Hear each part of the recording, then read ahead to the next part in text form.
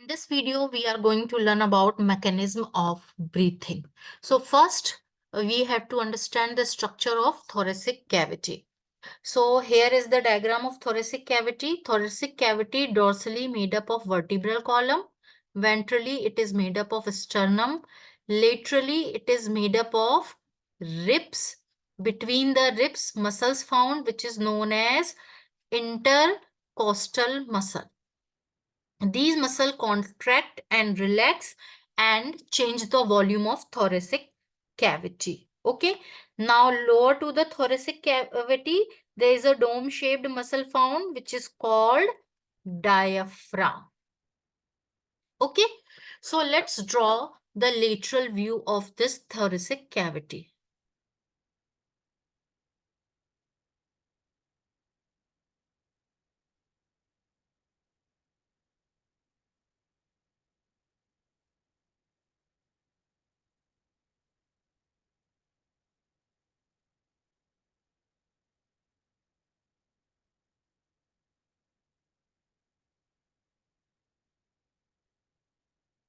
Okay. This is dorsal side and this is ventral side. Dorsal side means your backbone side. Ventral side, your face side. Okay. So dorsal side in thoracic cavity, what is found? Thoracic cavity is made up of this vertebral column. Vertebral column, which is your backbone. Okay. Ventral side here, sternum. Sternum. And lateral side, ribs. Okay. These are the ribs. In between the ribs, muscles found, which is called intercostal muscle. And lower to the thoracic cavity, dome-shaped muscle found, which is called diaphragm. Okay. So this is the structure of thoracic cavity. Okay. Now, so we know that gases move from high pressure to low pressure. And this process is called diffusion. And here no energy required. So how this pressure is created? As in your NCERT, there is a Boyle's law given which state that gas pressure and volume are inversely proportional, which means if volume increases, pressure decreases. And if volume decreases, then pressure increases. Okay. How it is possible? Now see in this diagram. Okay. There is two container. This container have low volume. And this container have high volume. It is bigger in size. Okay.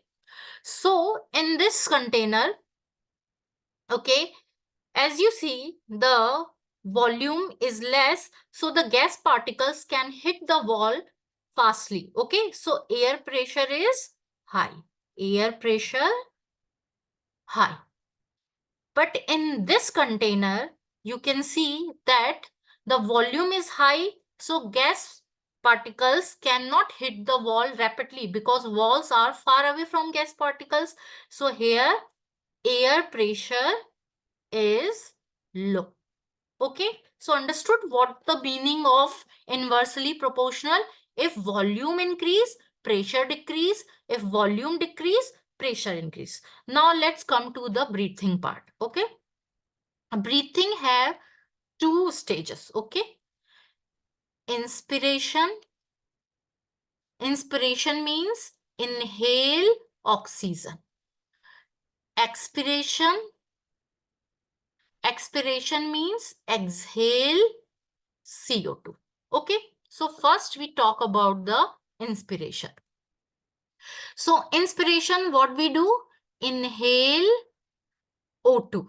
So if we have to inhale or take in oxygen inside the lung, there must be less pressure in lungs, less pressure in lungs than atmospheric pressure. Okay. Then the air from atmosphere will enter inside the lung. Okay. So what we know, so for creating low pressure inside the lungs, in lungs, what we have to do? We have to increase volume. Okay. So how it will we increase the volume? By contracting diaphragm muscle and intercostal muscle. Okay. So see here.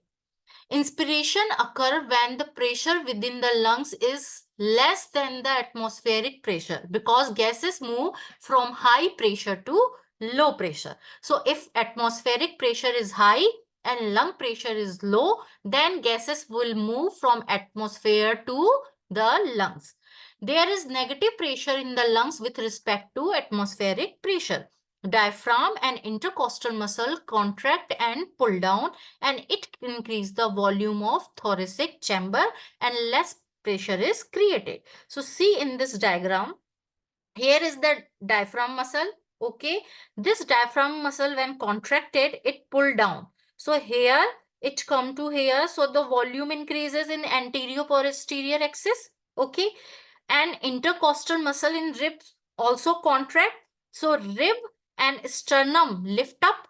Okay, so the volume of thorax is increased. So volume of thorax is increased. So what happened?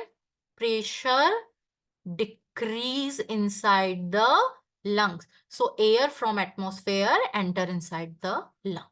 This is called inspiration, inhalation of oxygen. Now let's talk about expiration. Expiration means exhale CO2. So we know gases move from high pressure to low pressure. So we have to create high pressure inside the lungs. So how we will create? By decreasing volume.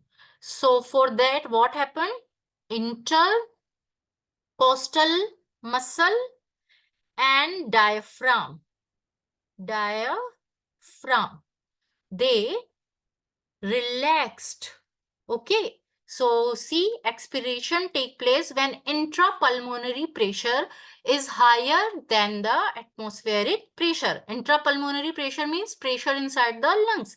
Relaxation of diaphragm and intercostal muscle reduce the volume of thoracic chamber and increase the pressure. How? See, here when the diaphragm relax, it will go upward, so the volume will decrease. Okay. Also, when intercostal muscle relax, so what happened? Ribs and sternum return to its original position, so volume is decrease. Volume decrease means pressure increased. So pressure increased means the CO2 will go out, or air expelled from the lungs.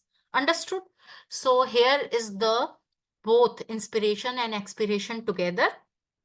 So you can see in this diagram that diaphragm pull down, so volume increase. Okay, intercostal muscle also pull up, so volume increase. Volume increase, so pressure decrease. Okay, and pressure decrease means air from outside enter inside the lungs. In exhalation, the diaphragm relax, so it go upward. So what happened? Volume decrease. Volume decrease means pressure increase. So here is high pressure inside the lungs than atmosphere. So CO2 or air will go out. Understood? So here is the inspiration. Inspiration means what happened in inspiration? Diaphragm and intercostal muscle contract. So what happened? Volume increase and pressure decrease inside the lungs. So what happened? Air enter in lungs. Okay? And in expiration, what happened? Diaphragm and intercostal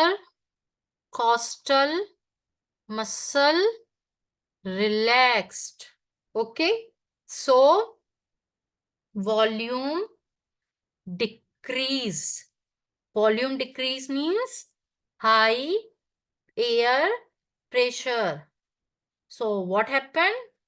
Air expelled out. This is called breathing. Inspiration and expiration, or inhalation and exhalation together called breathing. So the topic is done. I hope you like it. Please like, share, subscribe my channel. Thank you.